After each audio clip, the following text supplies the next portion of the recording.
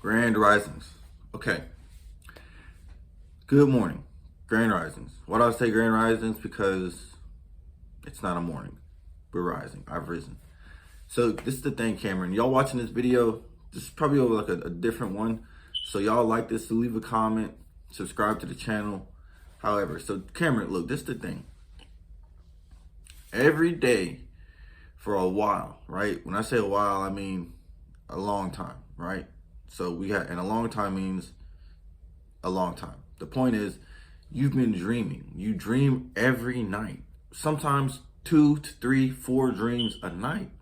And you've journaled and you keep a journal of them, so much so that you've looked through them and you have over 200, maybe 300 dreams that you've logged. Do you know what that means? That means that those could be stories, those could be books. Each one could become a novel of like 150 pages or more. That's it's a whole like fantasy world on its own that I would just have to get the skills to learn how to really create a novel and do it.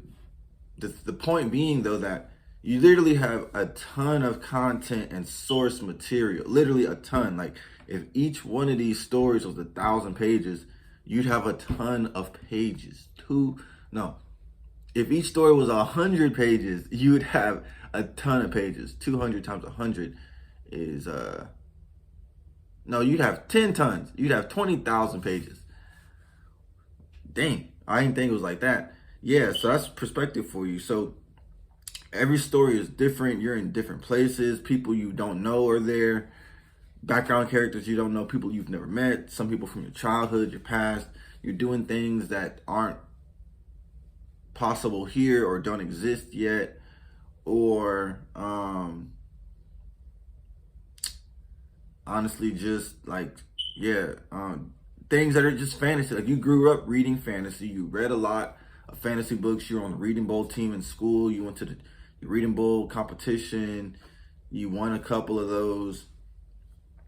You read so many fantasy books that you got a reputation, and that's what kicked off all of this reading that you always constantly do. It was partly because you wanted to be a part of a team. So you joined Reading Bowl and you wanted to compete, and you started reading all these books. At that time, it was like, read 20 books a year. You blazed through that in like 2-3 months, 3-4 months max. Like you probably read all 20 books in like 3-4 months, and then it was like on to reading other books, and then came back by the time Reading Bowl came through for the second semester and studied back up and aced through the Reading Bowl with your team. And your team was cool. You guys met after school, and you probably should have had a little bit more personal social time, but at that time you probably didn't really have the capacity to like, hey, y'all want to come to my house and like go to Six Flags or something of that nature.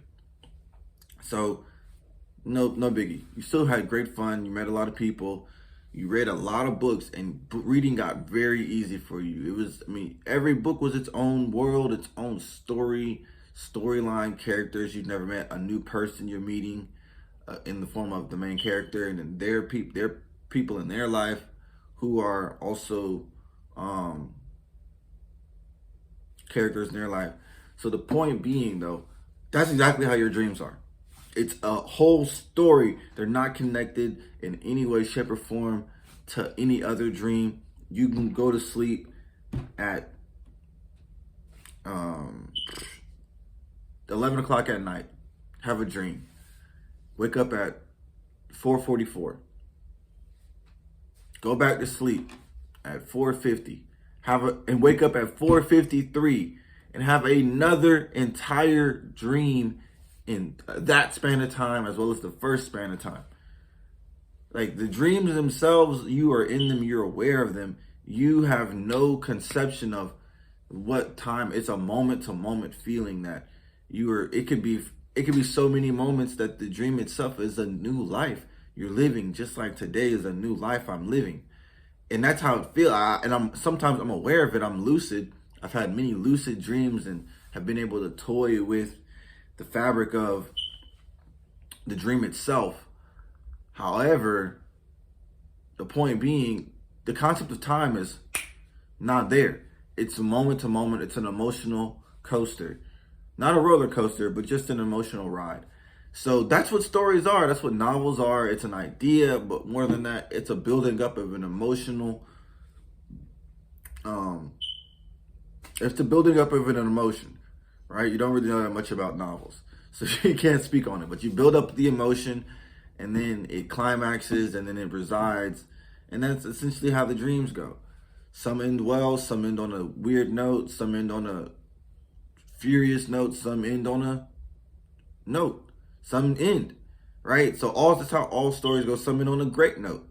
Some are there's the good, the bad, the ugly, the happy, the sad, the sorrowful, the fantastic, the amazing. All of those, like the entire gamut, right, of the fantasy land. There's some sci-fi ones in there too.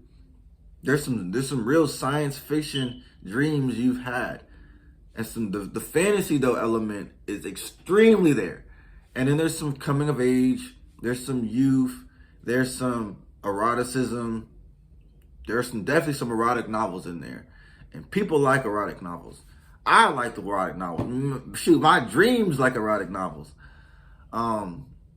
There's the erotic novels, the fantasisms, the science fictions, the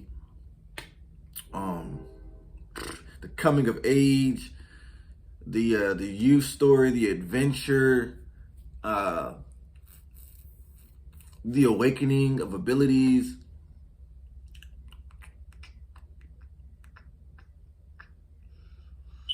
The puberty kind of high school drama, frustrations with finding a group or a people who are similar to oneself in the midst of a high school setting.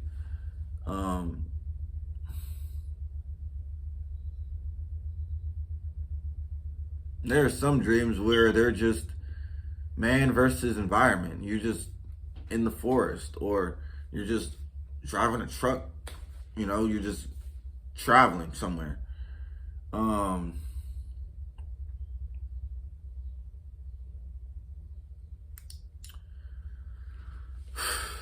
What else?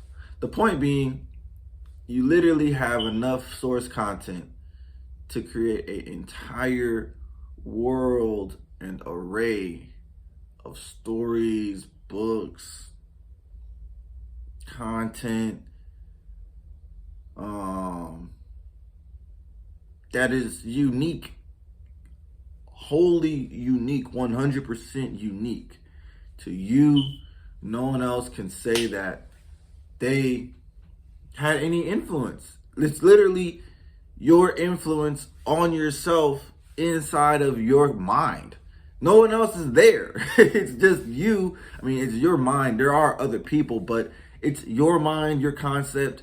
No one's talking to you in your ears saying like, oh, it should be like this, or it should be like that. No, this is just your emotions themselves unfolding on top of themselves and then being displayed to your whatever happens to be the most conscious element of your mind at that given moment.